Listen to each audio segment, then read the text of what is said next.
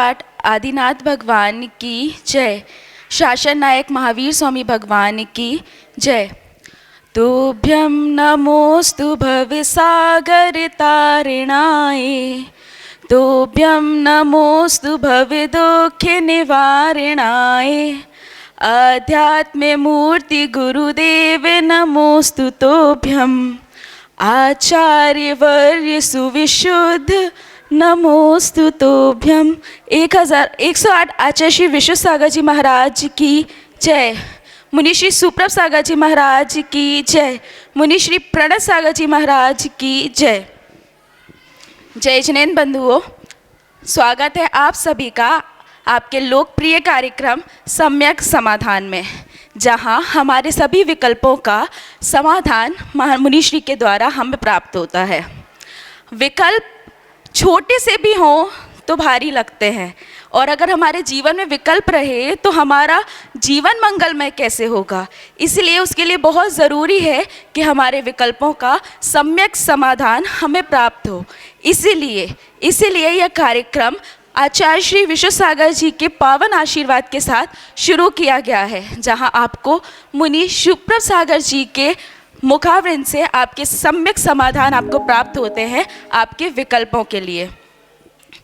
आप हमें अपने विकल्प व्हाट्सएप पर मैसेज कर सकते हैं, व्हाट्सएप पर ऑडियो मैसेज सेंड कर सकते हैं। हमारी ईमेल आईडी भी आपकी टीवी स्क्रीन्स पर अवेलेबल है, जिससे आप हमें अपने विकल्प, अपने क्वेश्चंस, अपनी जिज्ञासाएं हमें मेल कर सकते हैं, हमें मैसेज कर सकते हैं। और हम यहाँ पूरी कोशिश करेंगे कि जल्द से जल्द आपके जो भी विकल्प है वो हम मुनिश्री तक पहुँचाएँ और आपको उसका सम्यक समाधान प्राप्त हो।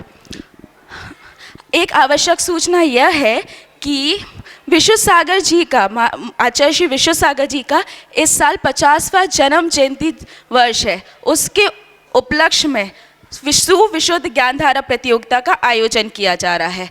जैसे 3 रत्नत्रय होते हैं, वैसे यहाँ पे 3 प्रश्न हैं और 3 विजेताएं भी हैं। तो उन प्रश्नों को जानने के लिए सबसे पहले आपको YouTube चैनल सुप्रभ उवाच को सब्सक्राइब करना पड़ेगा, और बाजू में जो घंटी बनी हुई है उसको आप क्लिक कर लीजिए, जिससे जो भी अपडेट्स हैं वो आपको जल्द से जल्द मिलते रहें। YouTube के माध्यम से रोज़ शाम को 5:13 पर सम्यक समाधान अपलोड किया जाता है, जिस पर 3 प्रश्न पूछे जाते हैं। नीचे यहाँ पर 3 प्रश्न पूछे जाएंगे और आपको 1 घंटे के अंदर, यानी कि समय सीमा में 6:15 बजे तक उन सभी प्रश्नों के उत्तर हमारे व्हाट्सएप नंबर पे आपको मैसेज करने हैं। उसके बाद आचार्य वंदना के दौरान जब लाइव आता है हमारे यहाँ का YouTube चैनल, तब मुनि श्री प्रणत सागर जी आपको उसके उत्तर बताएंगे, और जिनके भी उत्तर सही होंगे उसमें से 3 विजेताएं हम लकी ड्रॉ के माध्यम से सिलेक्ट करेंगे और उनको फिर इनाम मिला जाएगा। अगर आपको महाराज के प्रवचन सुनने हैं तो वह प्रतिदिन शाम को 7:40 पर जिनवाणी चैनल पर प्रसारित होते हैं, और सम्यक समाधान यानी कि आपका लोकप्रिय कार्यक्रम सम्यक समाधान 4 बजे पारस टीवी चैनल पर प्रसारित किया जाता है। आइए हम सभी महाराज श्री के चरणों में नमोस्तु करते हुए आज का सम्यक समाधान प्रारंभ करते हैं। नमोस्तु महाराज श्री, नमोस्तु महाराज श्री, नमोस्तु महाराज श्री। ओम नमः सिद्धेभ्य। पंच परमेष्टि भगवान की, परम पूज्य आचार्य भगवंत गुरुवर विशुद्ध सागर जी मुनि महाराज जी की, परम पूज्य मुनि श्री सुप्रभ सागर जी महाराज जी की। समीचीन विकल्पों का सम्यक समाधान, सम्यक ज्ञान की एक ऐसी अनूठी विधा जिसके माध्यम से हम सभी अपने ज्ञान को सम्यक बनाने का पुरुषार्थ कर रहे हैं। निर्ग्रंथ गुरुओं के ये परम उपकार हमारे ऊपर हैं कि निर्ग्रंथ गुरु अपने आत्म कल्याण के साथ साथ पर के कल्याण में भी अनवरत तत्पर रहते हैं, और उसी का ये परिणाम हमारे सामने है। समीचीन विकल्पों का सम्यक समाधान जो परम पूज्य मुनि श्री सुप्रभ सागर जी महाराज ने प्रश्ना नाम के स्वाध्याय के माध्यम से हम सबको प्रदान किया है। देश देशांतर से अनेक समीचीन विकल्प हमें यहाँ प्रतिदिन प्राप्त हो रहे हैं, और परम पूज्य मुनि श्री उनका आगमुक्त विधि से हम सबको सम्यक समाधान प्रदान कर रहे हैं। प्रारंभ करते हैं आज का सम्यक समाधान। और आज का पहला विकल्प आष्टा मध्य प्रदेश से डॉक्टर अंकित जैन पुरवाल परम पूज्य मनुश्री के चरणों में सपरिवार कोटि कोटि नमोस्तु निवेदित करते हुए अपना समीचीन विकल्प रख रहे हैं कि महाराज जी, मिथ्या दृष्टि जीव के परिणामों में विशुद्धि कैसे आती है जबकि उसका लक्ष्य ही विपरीत हुआ करता है। हमारे समीचीन विकल्प का सम्यक समाधान करने की अनुकंपा करें। नमोस्तु महाराज जी, नमोस्तु। ओम नमः सिद्धम। परम पूज्य आचार्य भगवान गुरुवर विशुद्ध सागर जी महाराज के, परम पूज्य मुनिश्री सुप्रभ सागर जी महाराज की जय। अंकित जी, ये परम सत्य है कि मिथ्या दृष्टि, विपरीत मान्यता, विपरीत लक्ष्य आदि के कारण से ही उस मिथ्यात गुणस्थान में उलझा हुआ है। पर इसका मतलब ये नहीं है कि वह कभी भी अपने लक्ष्य को नहीं बदल सकता। जब तक वह अपने लक्ष्य यानी उद्देश्य से विपरीत है, परिणति परिणामों से विपरीत है, तब तक वह परिपूर्ण रूप से मिथ्यात के ही गुणस्थान में यानी पहले गुणस्थान में स्वीकार के।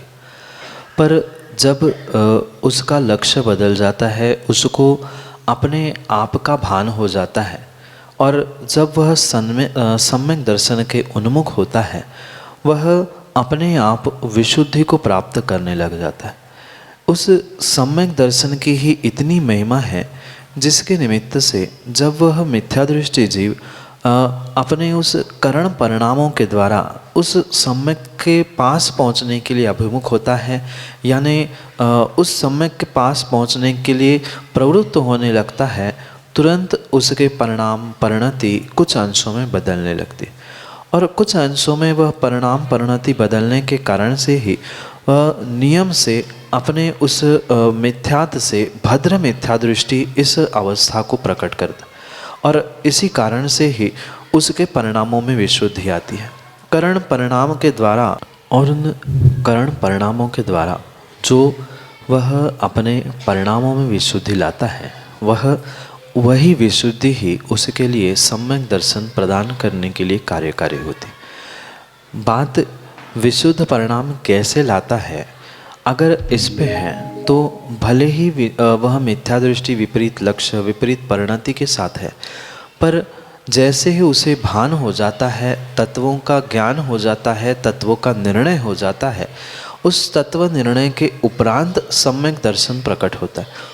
जब उसे तत्वों का निर्णय होता है कि मेरी ये मान्यता गलत है, मैं ये विपरीत धारणा लेके चल रहा हूँ, मेरा श्रद्धान विपरीत है, सम्यक श्रद्धान तो यही है, इन प्रकार के जब वह परिणाम जीव करता है, भाव करता है, तभी वह अपने आप उस विशुद्धि को प्राप्त करने के लिए पुरुषार्थरत होता है। जैसे वह तीन करण परिणामों के बारे में कहा है, साथ साथ जो लब्धियों के भी बारे में कहा है, उन लब्धियों के निमित्त से, करण परिणामों के निमित्त से जीव के विशुद्ध परिणाम बनने लगते हैं और उस विशुद्ध परिणामों के द्वारा ही, विशुद्धि के द्वारा ही जीव उस मिथ्यात से सम्यक की ओर बढ़ जाता है।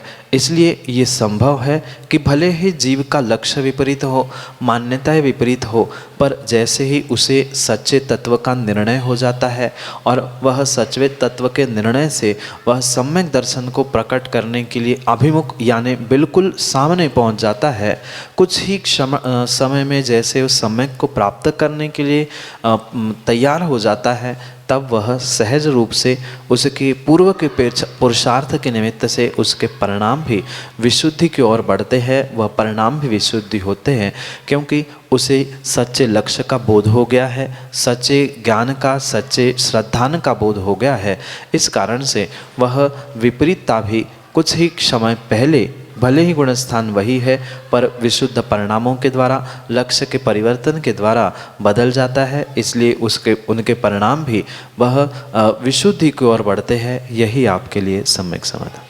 श्रीमती सुषमा जैन मड़ौरा ललितपुर उत्तर प्रदेश से परम पूज्य मुनिश्री के चरणों में बारंबार नमोस्तु निवेदित करते हुए अपना समीचीन विकल्प रख रहे हैं कि महाराज जी, उलझन मुक्त जीवन जीने के लिए वैराग्य के अलावा गृहस्थ जीवन में सुलभ उपाय क्या है? हमारे समीचीन विकल्प का सम्यक समाधान करते हुए हमारा मार्गदर्शन करने की अनुकंपा करें। नमोस्तु महाराज जी, नमोस्तु। जीवन की उलझनों से सुलझने के लिए बहुत सारे मार्ग हो सकते हैं। जैसे कि आपने ही स्वीकार किया कि सर्वोत्कृष्ट मार्ग उस वैराग्य पथ को ग्रहण करते हुए, वैराग्य को धारण करते हुए मोक्ष मार्ग पे चलना, ये सर्वोत्कृष्ट मार्ग है। पर इसका अर्थ ये नहीं है कि मात्र वैराग्य पथ पर चलने पर, मोक्ष मार्ग पे चलने से ही जीवन की उलझनें सुलझ सकती। कभी कभी अगर जीव की मानसिकता ठीक नहीं हो पा रही है, उसके तीव्र पाप कर्म का उदय आ रहा है, तो उस वैराग्य के मार्ग में भी बहुत सारी उलझनें आ सकती। और जो अनेक प्रकार के उपसर्ग के भी विषय में हम समझते हैं, अगर वह जीव उसको उलझन मान के उसमें उलझता रहेगा तो वह भी उसके लिए उलझन के रूप में उस मोक्ष मार्ग में भी रुकावट बन सकती। इसलिए ज़रूरी नहीं है कि किसी एक विशिष्ट स्थान पे ही जीव अपने जीवन के उलझनों को सुलझाने का प्रयास करे, चाहे वह श्रावक हो, चाहे गृहस्थ हो, चाहे वह कोई संयमी भी क्यों ना हो।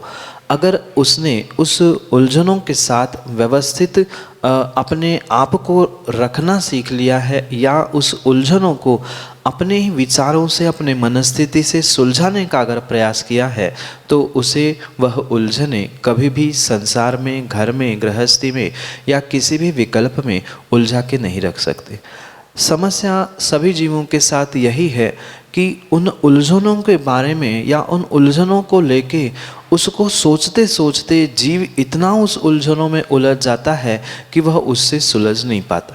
कभी कभी ऐसा भी देखा जाता है कि उस उलझनों को सुलझाने के ही पीछे मैं इससे दूर हो जाऊं, ये विकल्प मुझे नहीं आना चाहिए, ये उलझन मेरे साथ ही क्यों आती है, आदि आदि प्रकार के उस उलझनों से उस उलझन को प्राप्त करने के लिए, उलझनों को दूर करने के लिए ही व्यक्ति पुनः पुनः उन्हीं उलझनों में फंसता जाता देखा जाता है। इसलिए सबसे पहले व्यक्ति को उन उलझनों के प्रति अपने मनस्थिति, अपने दिमाग, अपने बुद्धि, अपनी सोच को बहुत अच्छा करने की आवश्यकता है। अगर उसको उलझनों को ही लेकर वह श्रावक भी क्यों ना हो या कोई भी क्यों ना हो, उसी के बारे में अगर चिंतन करता रहेगा कि उलझन मेरे ही जीवन में क्यों आई, अब मैं इसके लिए जो निमित्त था उसके साथ मैं क्या करूं, आदि किसी भी प्रकार से अगर हम उन उलझनों को लेके दुख मनाते रहेंगे, शोक मनाते रहेंगे, रोते रहेंगे, तो नियम से आने वाले समय के लिए पुनः हम असाता का ही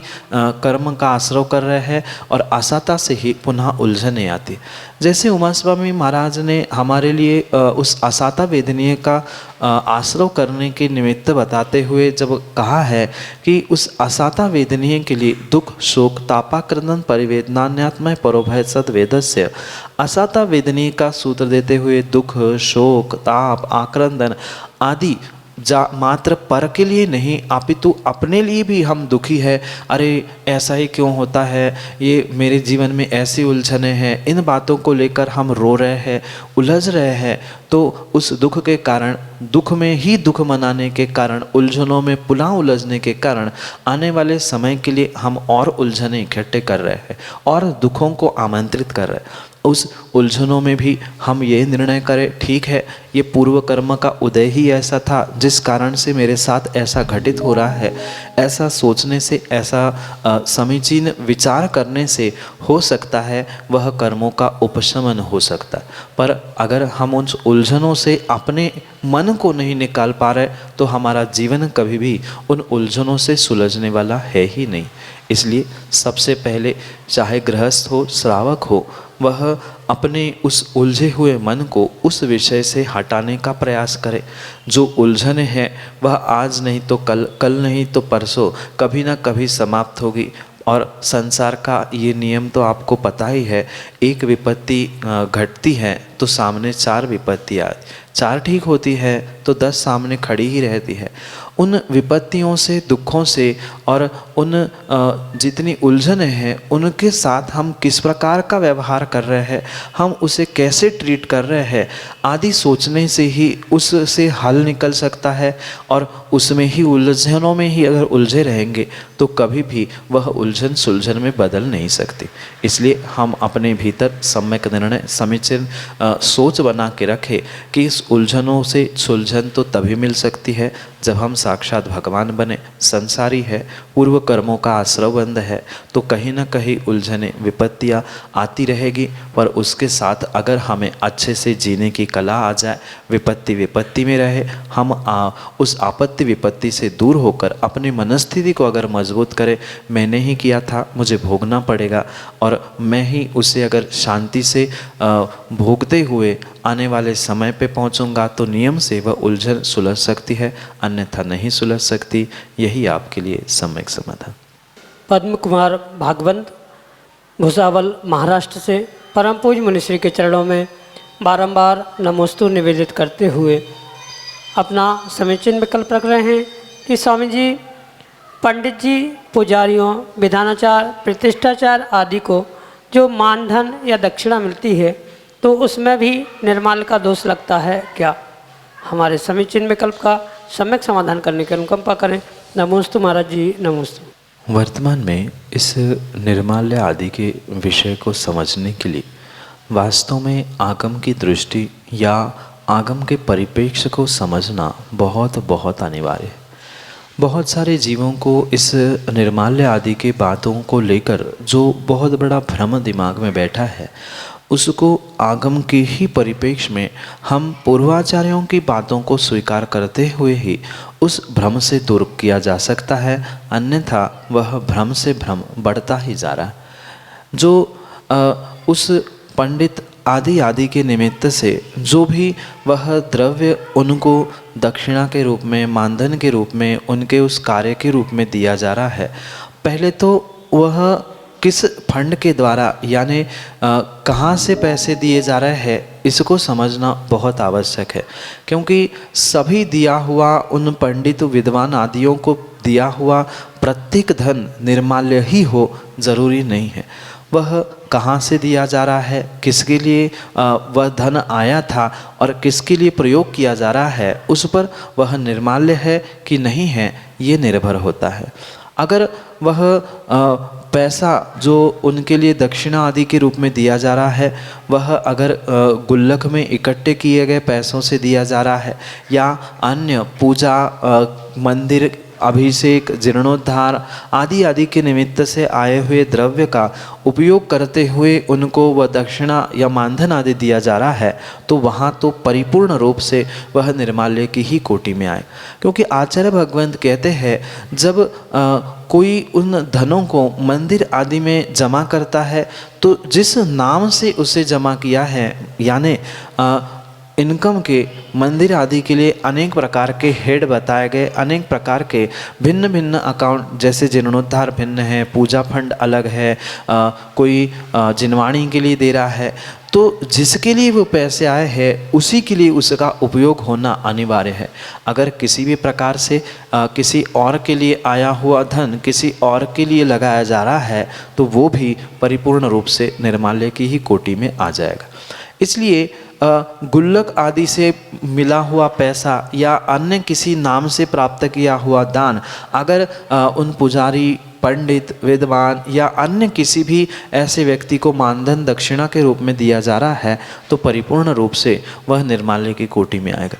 पर माना कि उनसे कोई कार्य करा लिया, विधान आदि हुआ या पूजा आदि कराने के बाद जो उन्हें मानधन दक्षिणा देते समय कोई व्यक्तिगत एक व्यक्ति माना कि जिसने विधान कराया उसने ही अलग से पैसे निकाल कर स्वयं के ही पैसे उसको दे दिए हैं, उनको मानधन दक्षिणा रूप में दिए हैं, तो वो निर्माल्य के कोटि में नहीं आएंगे। ऐसे ही माना कि अकेले नहीं दे पा रहे हैं, 2, 3, 4 लोग मात्र उनको ही देने के नाम से अगर पैसे इकट्ठा कर रहे हैं तो वो भी निर्माल्य के कोटि में नहीं आता है। पर वही अगर किसी अन्य के निमित्त से इकट्ठा किया, यानी देवशास्त्र गुरु को पूजा पाठ आदि अन्य फंड के निमित्त से इकट्ठा किया हुआ द्रव्य उनके लिए दक्षिणा मानधन के रूप में दिया जा रहा है, तो उनको भी उस निर्माल्य आदि का दोष अवश्य लगेगा।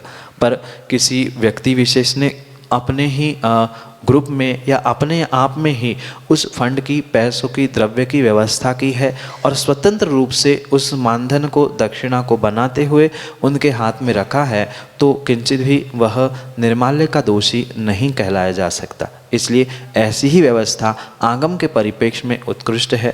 कौन कहाँ क्या कह रहा है, कर रहा है, इससे प्रयोजन नहीं है, अपितु आगम के परिप्रेक्ष्य में यही व्यवस्था पूर्वाचार्यों ने बताई है, जो कि आपके लिए सम्यक समाधान से।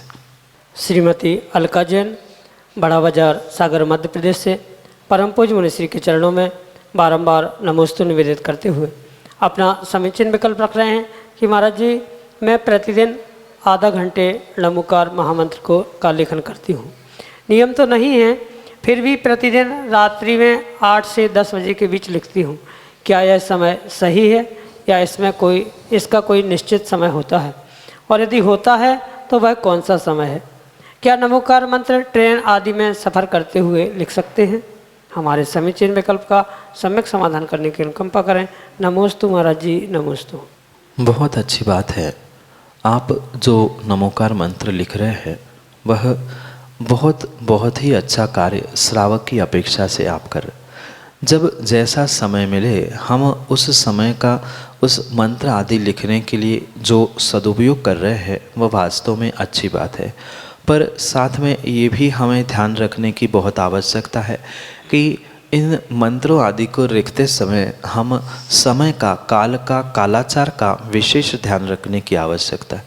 अगर जो प्रदोष काल कहा गया है, जैसे सामायिक आदि का काल कहा गया है, इन सामायिक आदि के काल में हम इन मंत्रों का जाप तो कर सकते हैं, मंत्रों की आराधना कर सकते हैं, मंत्रों के बारे में ध्यान चिंतन आदि कर सकते हैं, पर जो सामायिक का काल हुआ करता है, इन कालों में लेखन नहीं किया जा सकता। यानी सूर्योदय और सूर्यास्त से 48 मिनट आगे पीछे और मध्य रात्रि और मध्याह्न यानी दोपहर में, इस समय में भी 48 मिनट आगे पीछे ये प्रदोष काल कहा जाता है, सामायिक का काल कहा जाता है। इन कालों में लेखन किसी भी प्रकार से वर्जित आचार्य भगवंतों ने कहा है। हाँ, उस समय में उस नमोकार मंत्र का पाठ हम कर सकते हैं, उच्चारण कर सकते हैं, जाप कर सकते हैं, पर ये काल छोड़कर अन्य जो भी काल शेष है, यानी सूर्योदय, सूर्यास्त, मध्याह्न, मध्य रात्रि, ये 4 समय के 48 मिनट आगे पीछे का समय छोड़कर अन्य समय पे कभी भी आप उस नमोकार मंत्र को लिख सकते। जैसे आप 8 बजे से लेकर 10 बजे तक जो उसका लेखन कर रहे हो वह अच्छी बात है और वह समय भी ठीक है, पर जो प्रश्न आपने उस ट्रेन आदि के निमित्त से पूछा है, भले ही आप कितना ही व्यवस्थित हाथ आदि धो के उस वाहन में, ट्रेन में बैठकर लिखने का प्रयास कर रहे होंगे, पर मेरे हिसाब से आगम के परिप्रेक्ष्य में यही समझना होगा कि वहाँ द्रव्य शुद्धि, क्षेत्र शुद्धि, वस्त्र शुद्धि नहीं हो सकती। भले ही आपकी भाव शुद्धि कितनी ही अच्छी क्यों ना हो, पर वह महामंत्र नमोकार है और उसे हमें ऐसे स्थानों पर नहीं लिखना चाहिए जहाँ उसका अभिनय हो। कितना ही कर लेना, वह वस्त्र भी शुद्ध, वहाँ कौन कैसा आ रहा है कोई ठिकाना नहीं है, वह ट्रेन कहाँ से जा रही है, बाहर कैसा क्षेत्र है, किंचित भी वह द्रव्य शुद्धि, क्षेत्र शुद्धि, वस्त्र आदि शुद्धि हो ही नहीं सकती। इसलिए एक आध दिन ट्रेन में रहते समय आप नहीं लिख पाओ तो कोई बाधा नहीं है, पर ऐसे अशुद्ध स्थानों पे वह महामंत्र नमोकार को लिखने का प्रयास ना किया जाए। पढ़ने में दोष नहीं है, हम मुख बंद करके हाथ आदि ना चलाते हुए उन अशुद्ध स्थानों में भी भगवान का नामस्मरण कर सकते हैं। जो श्लोक में लिखा है, सुस्थितो दुस्थितो वापि ध्यायत पंचनमस्कारा, ध्यान करने के लिए सुस्थिति दुस्थिति की आवश्यकता नहीं है, पर उसको लिखते समय या उसको किसी अन्य प्रकार से कापी पेन में उतारते समय हमें परिपूर्ण रूप से ये विवेक रखने की आवश्यकता है। द्रव्य शुद्धि, क्षेत्र शुद्धि, काल शुद्धि, इन शुद्धियों के साथ अगर लिखेंगे तो उसका विशेष फल पुण्य रूप मिलेगा, अन्यथा वही हमारे लिए पाप रूप ही परिणत हो सकता है। उस चक्रवर्ती के निमित्त से कथानक आपने सुना होगा, वह पानी में लिख रहा था जबकि पानी में कुछ भी नहीं होने वाला था, पर फिर भी वह पैर रखने से भाव से जो पानी पे लिखा उसकी दुर्गति हो गई थी। इसलिए हम भी महामंत्र को जो घर में समय पे लिख रहे हैं वो उत्कृष्ट बात है, पर अगर कहीं ट्रेन आदि स्थान पे लिख रहे हैं वह आगम के परिप्रेक्ष्य में योग्य नहीं है। यही आपके लिए सम्यक समाधान। अगले समीचीन विकल्प के लिए सागर मध्य प्रदेश से हमारे सामने हैं श्रीमती दीपा पंचरत्न। बोली परम पूज्य आचार्य गुरुवर विशुद्ध सागर महामुनिराज की जय। परम पूज्य मुनि श्री सुप्रभ सागर महाराज जी की जय। परम पूज्य मुनि श्री प्रणत सागर महाराज जी की जय। महाराज श्री, मेरा विकल्प है जो हम लोग शांति धारा करवाते हैं। शांति धारा महापुण्य का बंध होता है।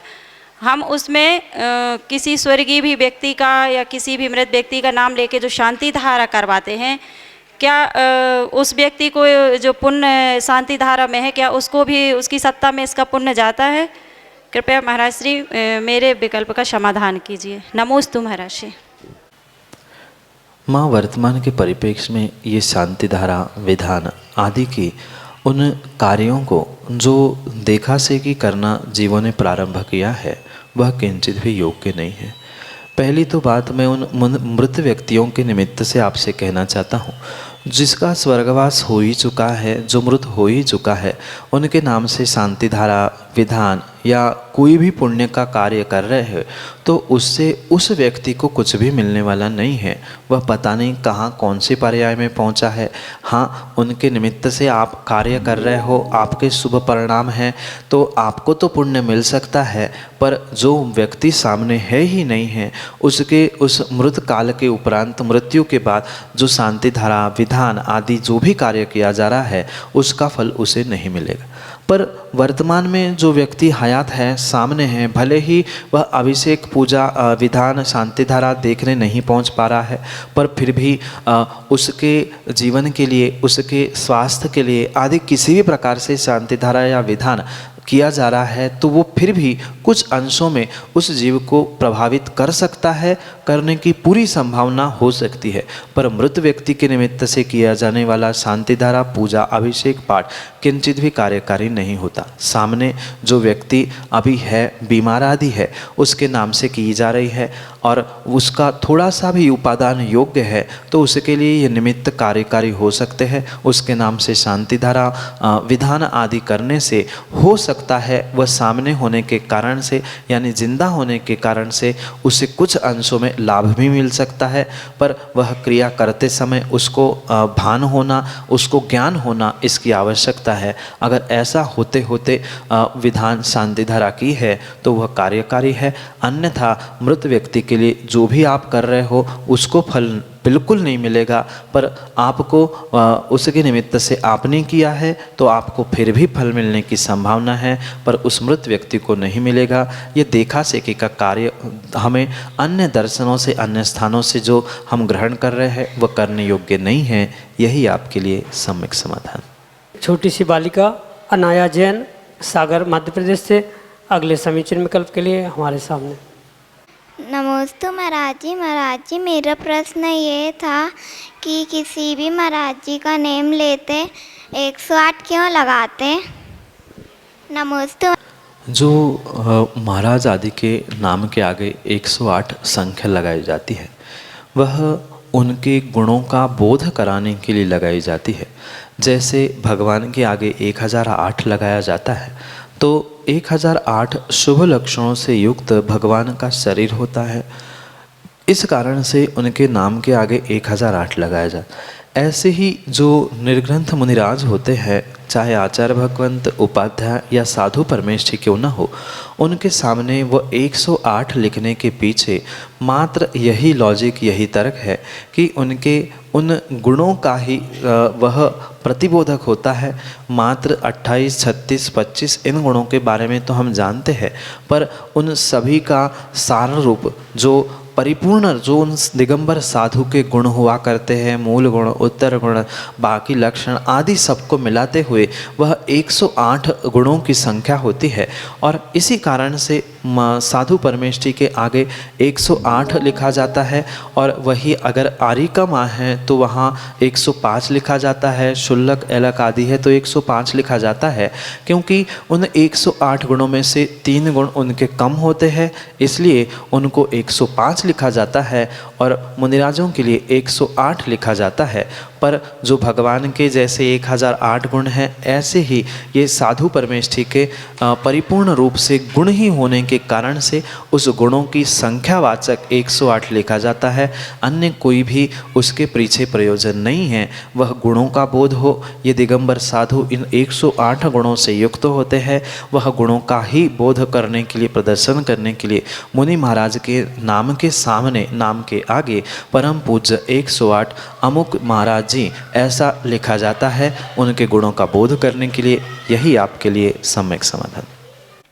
तो आप सभी अभी देख रहे थे हमारा मनपसंद कार्यक्रम सम्यक समाधान। आप अपने विकल्प हमें व्हाट्सएप कर सकते हैं। व्हाट्सएप नंबर नोट कीजिए 8707548811। आप हमें ईमेल कर सकते हैं। हमारी जीमेल आईडी है samyak.samadhan@gmail.com, और हम प्रयास करेंगे कि जल्द से जल्द आपके विकल्पों का हम समाधान आपको दे दें। आप महाराज जी के चरणों में नमोस्तु करते हुए हम इस सम्यक समाधान को यहीं विराम देते हैं और कल आपसे पुनः मिलेंगे। नमोस्तु महर्षि, नमोस्तु महर्षि, नमोस्तु महर्षि।